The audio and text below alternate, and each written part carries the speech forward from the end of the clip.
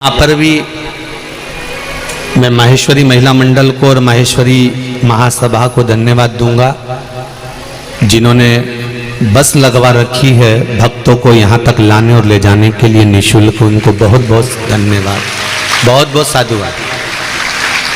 और भी सेवक लोग सेवा में लगे हैं। अग्रवाल समाज है, ब्राह्मण समाज है, साहू समाज है, पाटीदार समाज है। बहुत से लोग यहाँ से वहाँ तक, कोई ऑटो चलवा रहा है, कोई गाड़ियाँ चलवा रहा है, कोई बसें लगा रखी है। आपको बहुत बहुत धन्यवाद है। छत्तीसगढ़ के वास्तव में वो कहते हैं ना, छत्तीसगढ़िया सबले बढ़िया है। तो कहीं ना कहीं तो ये तो है, धान का कटोरा तो धान का कटोरा है, ये निश्चित है।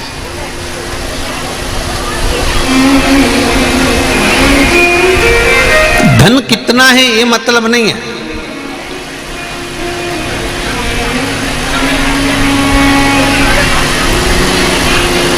अच्छा, एक चीज और देखने को मिली छत्तीसगढ़ में, ये हमारी तीसरी कथा हो रही, पर तीसरी कथा में भी हमने देखा कि ये पंडाल भी धान के कटोरे जैसे ही बनवाते हैं।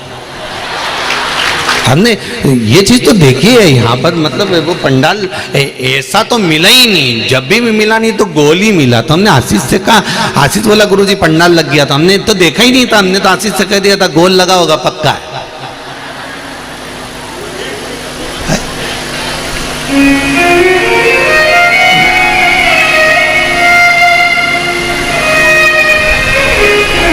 धन है नहीं है, संपदा है नहीं है, दौलत है नहीं है, उससे कोई फर्क नहीं पड़ता। पर छत्तीसगढ़ वालों का एक भाव जरूर कहूंगा कि धन और वैभव से नहीं, यहाँ के लोग दिल से जुड़ते हैं और दिल से ही आनंद सेवा करते हैं। बहुत बहुत साधुवाद है।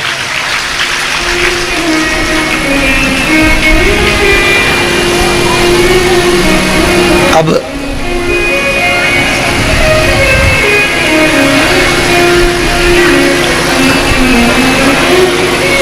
उस बेटी ने पूछा, गुरुजी कथा कितने दिन की रह गई? हमने कहा 3 दिन की कथा हो रही। कहा गुरुदेव अब मैं एक एक देवी देवता को देखूंगी, ये बताओ पहले किसको देखूं? हमने कहा जिस पे तुम्हारा मन हो जाए तुम तो उसको देख लो।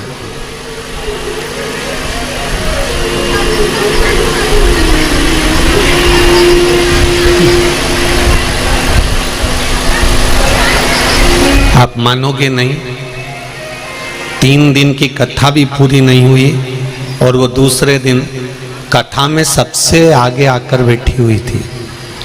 माहेश्वरी महिला मंडल ने उस बेटी को 2 बार कहा, बेटा सेकंड वाले सोफे पर जाकर बैठ जाओ, पर नहीं बैठी। कहा यहाँ कोई अतिथि आने वाले हैं, वो नहीं बैठी, वो फर्स्ट पर ही बैठी। फर्स्ट कथा पूरी हुई, हम उतर कर जाने लगे, वो आकर खड़ी हुई। उसने प्रणाम कर कर कहा, गुरुजी अब मुझे कोई दूसरा फोटो नहीं देखना है, मैंने एक फोटो चुन लिया। मैंने कहा चुन लिया आपने? हाँ। 2 दिन से उस फोटो का सवेरे से दर्शन करती हूँ, और पहले दिन जब मैं दर्शन करके चली, हमेशा ट्रेन के धक्के खाकर जाती थी, पर मेरे भाई ने मुझे 4 व्हीलर गाड़ी दिला दी है, इतनी कृपा कर दी है। और दूसरे दिन जब मैं ऑफिस में पहुंची तो मेरा प्रमोशन का लेटर मेरे हाथ में था, इसलिए अब मैं किसी का चेहरा नहीं देखूंगी। तो हमने पूछा तूने चेहरा देख लिया? हो, देख लिया।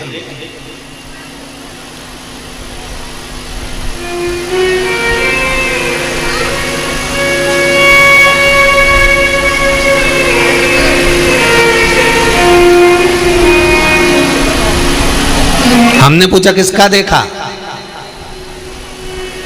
उसने कहा गुरुजी जैसे ही फोटो निकाले मोबाइल के पूरे स्क्रीन पर ढेर सारे इतने बड़े बड़े बहुत सारे फोटो आ गए।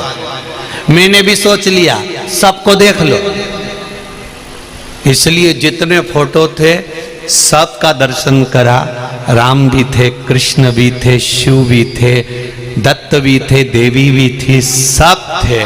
मुझे तो ये लगता है कि सारे देवता एक ही हैं और उन सब ने मिलकर मेरा कल्याण कर दिया। इससे बढ़कर और क्या चाहिए? हम भटक रहे हैं, हम भ्रमित हैं, हम संसार में आके भटक रहे हैं कि हमें इस मंत्र का जाप करना चाहिए, इस मंत्र का जाप करना चाहिए, इस देवता को मानना चाहिए, उस देवता को मानना चाहिए। हमने अपने आप में मंत्र को बड़ा बना दिया, छोटा बना दिया। ये हमारी मूलता है। इतने साल हो गए शिव महापुराण की कथा को करते करते, इस व्यासपीठ से ये कभी नहीं कहा गया कि इस मंत्र को जपना और इस मंत्र को छोड़ देना, या इस मंत्र को जपना या इस मंत्र को छोड़ देना।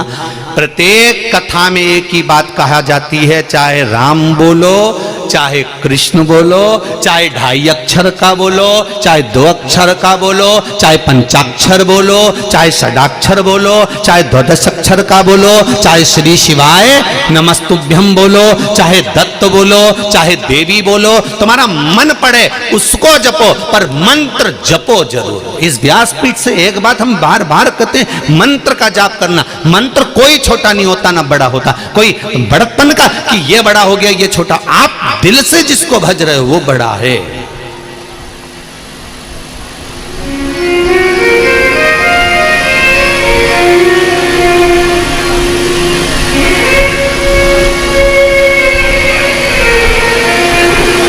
दो लड़के तुमको देखने के लिए आए शादी के समय पे।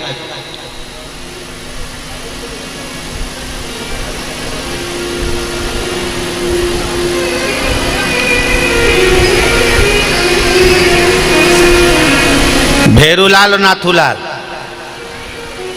समझ लो प्रैक्टिकल। ये तो आप कथा को अपन अपने ऊपर लेकर चलते हैं। 2 लड़के तुमको देखने के लिए, भेरू और नाथू।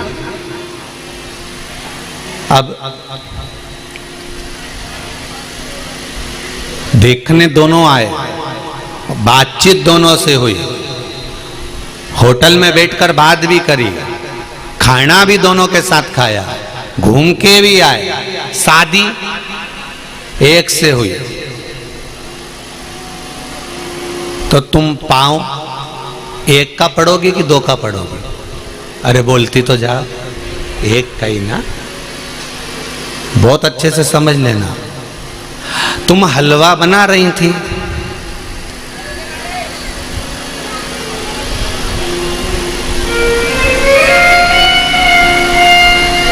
हलवा ज्यादा सिक गया, आंच ज्यादा लग गई, जल गया, तो वो हलवा नाम रहेगा कि जलवा नाम रहेगा? अरे बोलो तो। अभी तक तो वो हलवा था, हलवा, क्योंकि वो जला नहीं था, सिक रहा था, बढ़िया था, घी भी डला। अब सिकते सिकते सिकते सिकते सिकते सिकते उसमें आग लग गई, उसमें हलवा का नीचे से जलवा हो गया, मतलब पूरा जल गया। तो क्या हलवा का नाम बदल दोगे कि नी साहब ये ज्यादा जल गया, इसलिए मेहमान को जब दो तो कह दो नी साहब ये हलवा नहीं है ये? तो मेहमान भी पूछेगा ये जलवा कौन सा आइटम है? कहना साहब वो ज्यादा जल गया था इसलिए हलवे का भाई। अरे बोलो तो जलवा है। अच्छा जीजीवन बड़ी खुश हो गई, अब की बार हम यही करेंगे, जो जल गया उसका नाम जलवा रख देंगे। तो ये ज्यादा जल गया था तो हमने इसका नाम चेंज कर दिया। अभी तक ये हलवा था, अब दीनानाथ ये जलवा हो गया।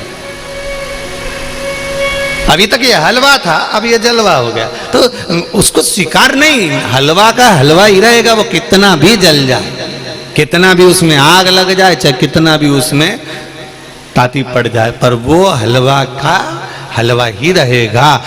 उसी तरह दो आए देखने के लिए, एक से संबंध पक्का हुआ तो हम एक को ही प्रणाम करेंगे। उसी तरह हमने जैसे एक को प्रणाम करा, उसी तरह शिव महापुराण की कथा कहती है, मंत्र जपो, बहुत जपो, पर जिससे तुम्हारा दिल रम जाए, जिसमें तुम्हारा मन उस मंत्र में अटक जाए, उस मंत्र का स्मरण बार बार करते रहो, तो वो मंत्र तुमको भव से पार कर देता है, पार लगा देता है। तो पार करने में भागीदारी उस मंत्र की रहे।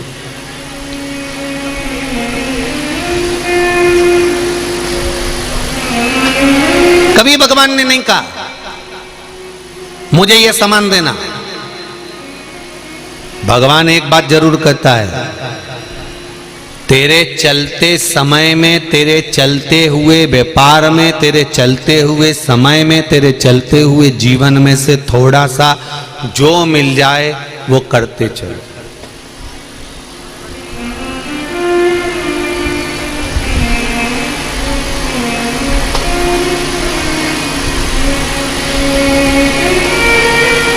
द्रौपदी की साड़ी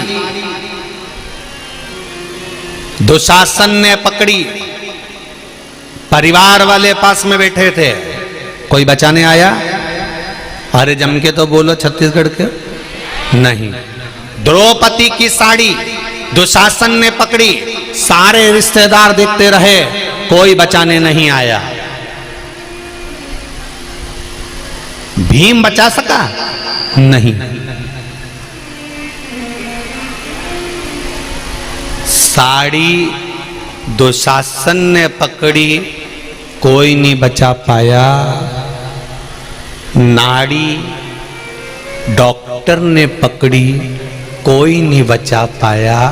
साड़ी भगवान कृष्ण ने बचाई थी, तो नाड़ी भी भगवान ही बचा सकता है, उसके सिवाय कोई।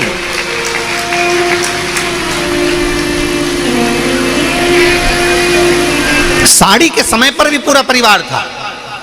नाड़ी नब्ज श्वास छूट रही है, उस समय भी सारा परिवार रहेगा, उस समय पर भी सारा कुटुंब रहेगा, सारे रिश्तेदार रहेंगे, सारा परिवार रहेगा। साड़ी के समय पर भी भीम बेटा था। जब भीम साड़ी नहीं बचा पाया, जितने सारे पांडव बैठे हुए थे, कोई साड़ी नहीं बचा पाए, रिश्तेदार साड़ी नहीं बचा पाए। उसी तरह नाड़ी देखेगा डॉक्टर, और यहां तक है डॉक्टर भी नाड़ी नहीं बचा सकता, वो भी कह देगा उसके हाथ में है। मतलब अंत बिंदु वो परमात्मा का स्वरूप यदि तुम्हारे सामने होगा तो देखो द्रौपदी ने क्या करा था। जब भगवान के हाथ में चोट लगी तो द्रौपदी अलग से पट्टी ढूंढने नहीं गई थी, द्रौपदी अलग से चीर ढूंढने नहीं गई थी, द्रौपदी अलग से कोई कपड़ा ढूंढने नहीं गई थी। द्रौपदी ने अपना चीर फाड़ कर भगवान के हाथ में बांध दिया था। मतलब जो तन पर था उसी समय पर फाड़ कर बांध दिया। शिव महापुराण की कथा कहती है, भगवान भी ये कहता है, अलग से मेरे लिए लड्डू पेड़ा लाने की जरूरत नहीं है, अलग से मेरे लिए कपड़ा ज्वेलर लाने की जरूरत नहीं है, अलग से मेरे लिए सामान लाने की जरूरत नहीं है। भगवान कहते हैं जैसा तुम्हारा जीवन चल रहा है उस जीवन में से थोड़ा सा निकाल कर देना प्रारंभ करो। हम ये नहीं कहते कि तुम 24 घंटे भजन करो, हम ये नहीं कहते कि तुम 24 घंटे कथा में बैठो। भगवान कहते मैं ये नहीं कहता कि 4-4 घंटा तुम आकर यहाँ कथा में बैठ जाओ। भगवान तो कहता है आधी में पुनियाद, थोड़ा सा भी अगर मुझे दे दिया, तुम्हारे व्यस्त समय में से थोड़ा सा समय निकाल कर अगर तुमने मुझे दिया है तो मैं भी अपने व्यस्त समय में से तेरे दुख काटने के लिए तेरे पास आकर पहुंच जाऊंगा। थोड़ा सा देना प्रारंभ, बहुत भगवान को नहीं चाहिए।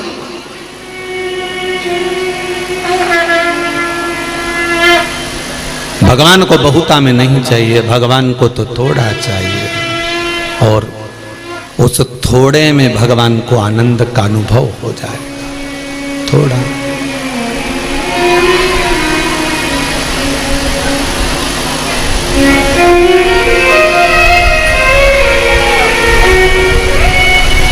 थोड़ा सा दीजिए।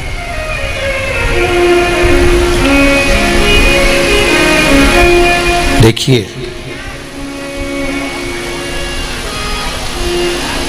एक पत्र आया है,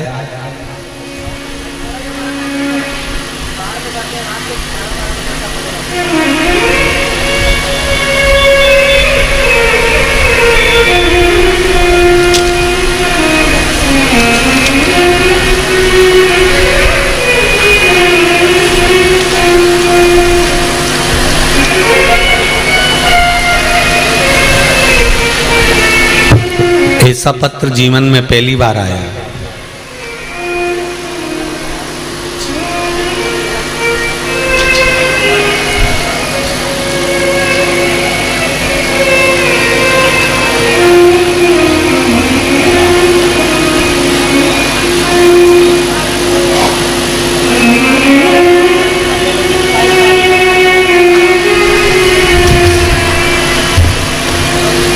मेरा नाम उमेश कुमार साहू, नगर पंचायत कांगदेही समोदा थाना आरंग जिला रायपुर छत्तीसगढ़ से है। कहीं बैठे हों तो हाथ जरूर हिलाएं। जहाँ कहीं भी बैठे हों, दिनेश कुमार साहू, नगर पंचायत कांगेदी समोदा थाना आरंग जिला रायपुर छत्तीसगढ़। उन्होंने पत्र में लिखा है,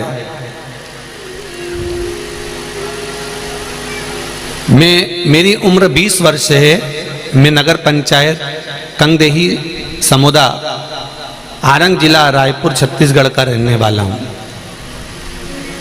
मेरे घर में मेरी दादी जी द्वारा वृंदावन से लड्डू गोपाल की मूर्ति लाई थी, जिसे मैंने अपनी पूजा स्थल पर रखा हुआ था। अभी हाल ही में दिनांक 25/7/2022 को किसी ने वो मूर्ति हमारे घर से सामान के साथ में चोरी कर ली। तभी मैंने अपने मोबाइल से YouTube खोलकर आपकी पंचमुखी रुद्राक्ष और शंकर वाली उपाय के बारे में सुना, जिसमें आपने बताया था कि कोई वस्तु अगर घूम जाती है या कोई चीज खो जाती है तो उसको पाने का तरीका क्या है। भोलेनाथ की कृपा से मैंने वो उपाय किया। दुर्गा मंदिर में पहुंचकर मैंने वो उपाय किया। उसके बाद में मैं मेरी दादी से कहकर, जब वो मूर्ति नहीं मिली, मैंने उपाय तो कर लिया पर मूर्ति नहीं मिली, तब मैं दूसरी मूर्ति खरीदने के लिए बर्तन की दुकान पर गया। बर्तन खरीदने की दुकान पर गया, तब मैंने उसी दुकान वाले से कहा, भैया हमको एक लड्डू गोपाल भी लेना है बर्तन के साथ में, आप हमको लड्डू गोपाल बता दो। उस दुकानदार ने कहा कि नए चाहिए कि पुराने चाहिए। तो मैंने कहा मेरे पास इतना पैसा नहीं है, आप मुझे पुराना लड्डू गोपाल दे दो। उसने पुराना लड्डू गोपाल जैसे ही लाकर मुझे दिखाया, मैं अपने लड्डू गोपाल को पहचान गया कि ये तो मेरे वही लड्डू गोपाल हैं जो चोरी हुए थे। और बाबा की कृपा से मेरा लड्डू गोपाल मिल गया। हालांकि मैंने दुकानदार को पैसे देकर वो लड्डू गोपाल लिए।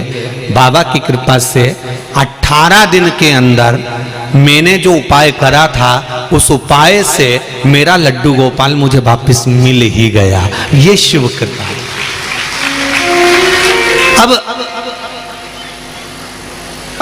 ऐसा पत्र जीवन में पहली बार मिला है, हो ध्यान रखना जरा कि भगवान को पाने के लिए भी भगवान का ही एक आनंद लिया जाए। आज समझ में आ गया, पाँव में अगर कांटा चुभ जाता है ना तो उसको कांटे से ही निकाला जाता, पिन से। कांटा भी नुकेली और पिन भी नुकेली, कांटे को कांटे से ही निकाला जाता।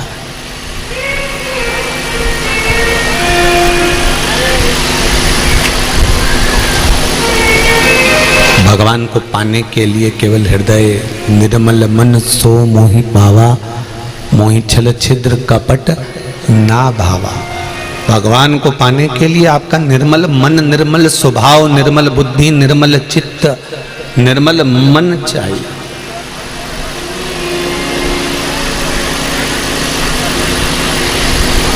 वो मिल जाए।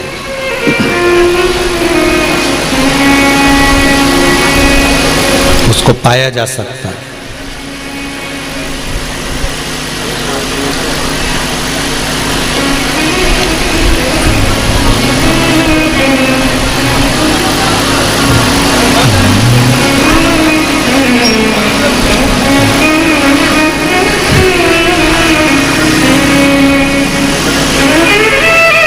आप अपने चलते हुए समय में से, अपने चलते हुए व्यापार में से, अपने चलते हुए कर्म में से थोड़ा सा समय परमात्मा को देना प्रारंभ कर दीजिए, थोड़ा सा।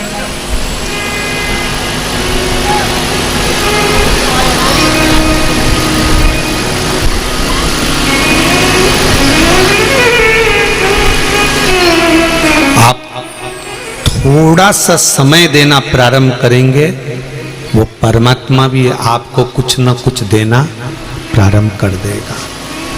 भगवान कभी धन दौलत संपदा वैभव सत्ता, आपका बहुत बड़ा बंगला या गाड़ी या वस्तु से भगवान कभी प्रसन्न नहीं हुआ, कभी भी।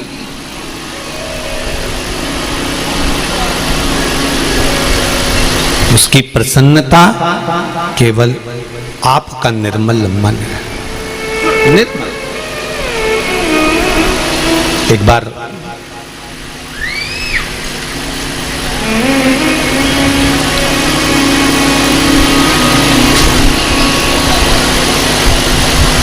माता पार्वती जी तप मुद्रा में बैठी हुई थी।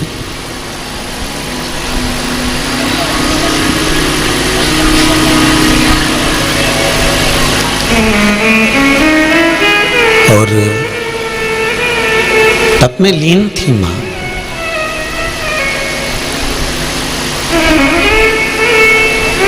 कहते हैं 41 वर्ष माता पार्वती को तप करते करते हो गए थे। विवाह के बाद पहली बार मां इतने लंबे समय के लिए तप करने बैठी थी।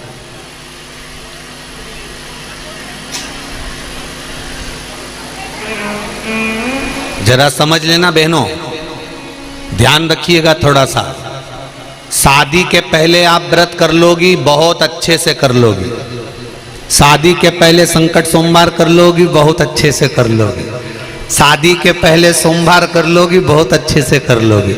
शादी के पहले तीज कर लोगी, चतुर्थी कर लोगी, छठ कर लोगी, सप्तमी कर लोगी। सारे व्रत शादी के पहले बहुत अच्छे से कर सकती हो।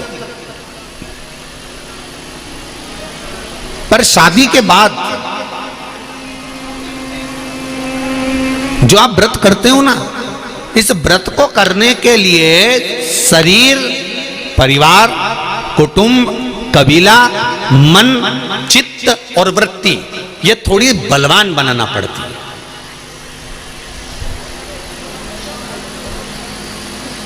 शादी के पहले कोई चिंता नहीं है। शादी के पहले तो तुमने सोमवार के व्रत करे ना, शादी के पहले तुमने हरतालिका तीज का व्रत करा, शादी के पहले तुमने चतुर्थी का व्रत करा, दूज का, तीज का, चतुर्थी का, छठ का, पंचमी का, जो भी व्रत आप करती हो, शादी के पहले जो व्रत करती हो ना, उसको तो मम्मी पापा माँ और पिता तुरंत सारी तैयारी करके रख देते हैं। ले बेटा मैंने थाली रख दी है। मम्मी कहती थी बेटा मैंने हलवा बना के रख दिया है, मंदिर जाके 3 हिस्से कर देना, सामान निकाल लेना, 2 हिस्से में छोड़ आना, 1 हिस्से लेकर आ जाना, मैंने आरती के दिए रख दिए हैं। मम्मी कहती है ये काम रख दिया है। शादी के पहले तो माँ पूरी तैयारी कर देती है, शादी के पहले तो पिता संपूर्ण तैयारी कर देता है, शादी के पहले तो सारी तैयारी तुम्हारे हाथ में मिल जाती है। और शादी के पहले व्रत करने का आनंद तुमको जो आता है ना, क्योंकि सारी तैयारी सामने के सामने, तुम तो बस तैयार वैयार होके पूजन मूजन करके और वो चली। हरतालिका तीज, छोटी तीज, बड़ी तीज, शादी के पहले जो माताएं करती हैं, दीदियां करती हैं, उनको देखो कितनी खुश होकर करती है।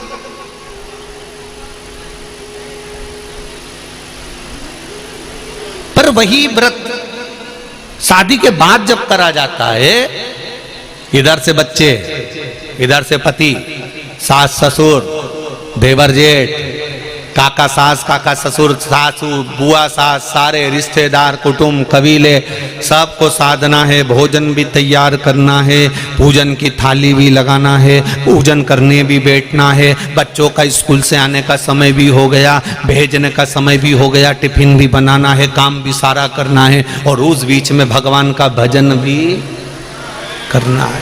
कितना कठिन काम है, जरा विचार करिएगा शादी का पहले और बाद में। माता पार्वती 41 वर्ष विवाह के बाद में माता पार्वती जी ने जो तप साधना करी, साधना करते ही माता पार्वती जी के शरीर से एक ज्योत प्रकट होने लगी, एक ज्योति प्रकट होने लगी। तप का बल प्रकट होने लगा।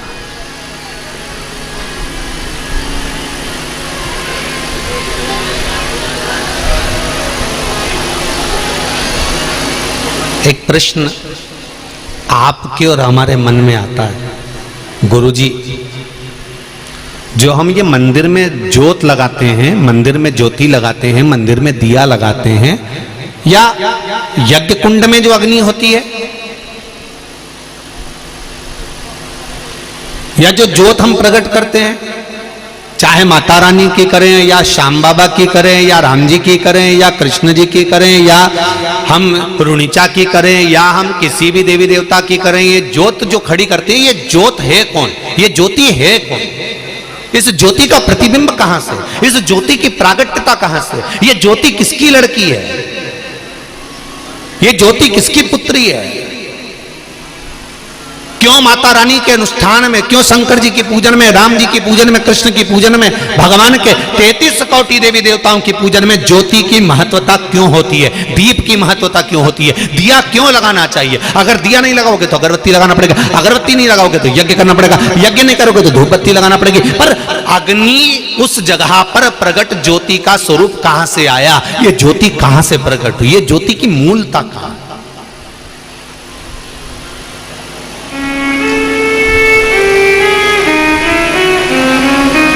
क्यों देवी के मंदिर में अखंड ज्योत जलती रहती है? क्यों शंकर जी के मंदिर में अखंड ज्योत जलती रहती है? क्यों भगवान के मंदिर में अखंड ज्योत जलती रहती है? उस ज्योत का महत्व क्या है? 12 ज्योतिर्लिंग में जाकर देखो, एक ज्योत जलती मिलेगी। देवी जी के मंदिर में जाकर देखो, शक्तिपीठों पर जाकर देखिए, एक ज्योत जलती मिलेगी। ज्योत नहीं जलेगी तो हवन कुंड में अग्नि जलती मिलेगी, पर ज्योत मिलेगी ही। इस ज्योत की महत्वता क्या? कौन है ये ज्योति? 41 वर्ष मां तब साधना में लीन है, तब कर रही।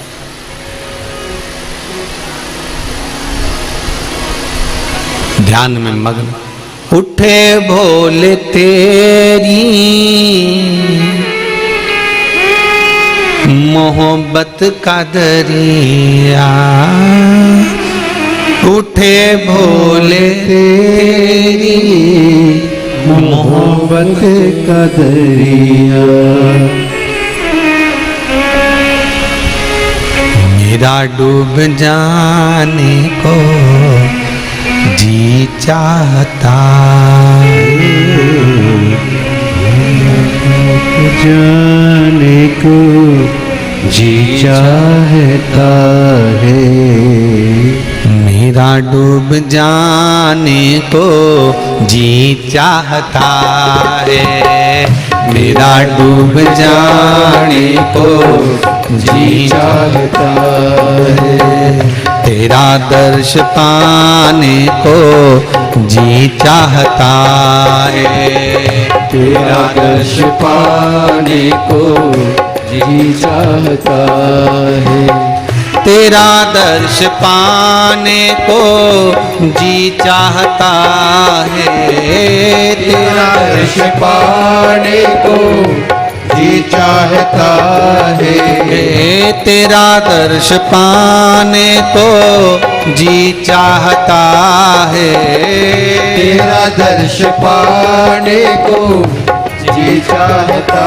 है, खुद को मिटाने को जी चाहता है, खुद को मिटाने को जी चाहता है, खुद को मिटाने को जी चाहता है, खुद को मिटाने को जी चाहता है, तेरा दर्श पाने को जी चाहता है, तेरा दर्श पाने को जी चाहता है, तेरा दर्श पाने को जी चाहता है, तेरा दर्श पाने को जी चाहता है। तेरा दर्श पाने को जी चाहता भोले तेरा दर्श पाने को जी चाहता है। खुदी को मिटाने को जी चाहता है खुदी को मिटाने को जी चाहता है। हो हरि बोल।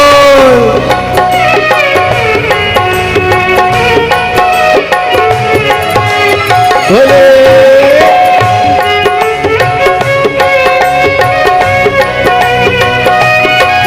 पीछे वाले भी दोनों हाथों से ताली से बजाते हुए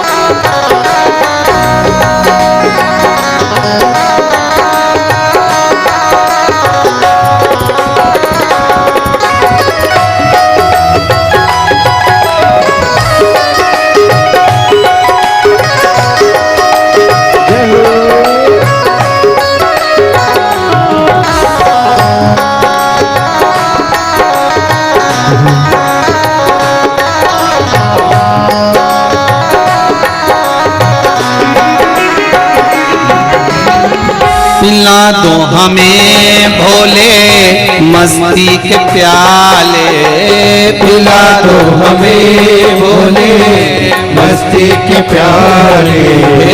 पिला दो हमें भोले मस्ती के प्याले पिला दो हमें भोले मस्ती के प्याले। पिला दो हमें भोले मस्ती के प्याले पिला दो हमें भोले मस्ती के प्याले मस्ती में आने को जी चाहता है मस्ती में आने को जी चाहता है। तेरा दर्श पाने को जी चाहता है तेरा दर्श पाने को जी चाहता है। तेरा दर्श पाने को जी चाहता है तेरा दर्श पाने को जी चाहता है। तेरा दर्श पाने को जी चाहता है तेरा दर्श पाने को जी चाहता है। खुदी को मिटाने को जी चाहता है खुदी को मिटाने को जी चाहता है। खुदी को मिटाने को जी चाहता है खुदी को मिटाने को जी चाहता है। शंभो हरि बोल। हे शंभो।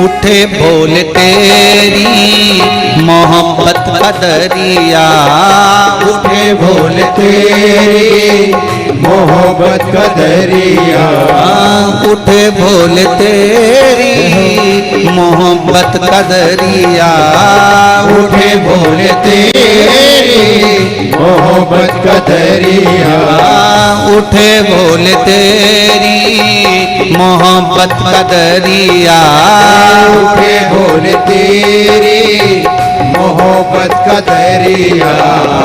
मेरा डूब जाने को जी चाहता है, मेरा डूब जाने को जी चाहता है, मेरा डूब जाने को जी चाहता है, मेरा दर्श पाने को जी चाहता है, तेरा दर्श पाने को जी चाहता है, मेरा दर्श आओ से दोनों हाथों से जी चाहता है, तेरा दर्श पाने को जी चाहता है, तेरा दर्श पाने को जी चाहता है, खुदी को मिटाने को जी चाहता है, खुदी को मिटाने को जी चाहता है। जय हो।